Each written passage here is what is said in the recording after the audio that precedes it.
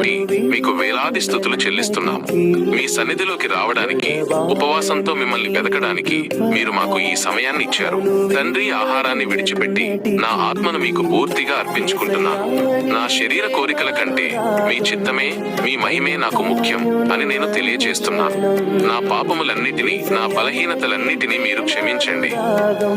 నా విశ్వాస జీవితంలో నేను చేసిన పొరపాట్లు అన్నిటినీ క్షమించండి. నా హృదయాన్ని, నా మనస్సును పవిత్రం చేయండి. నాలో ఉన్న ప్రతి అపనమ్మకాన్ని, భయాన్ని, అహంకారాన్ని తొలగించండి.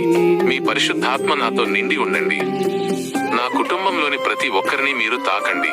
వారి కళ్ళు తెరవండి. వారు యేసుక్రీస్తును వారి వ్యక్తిగత రక్షకునిగా అంగీకరించే కృపను దయచేయండి.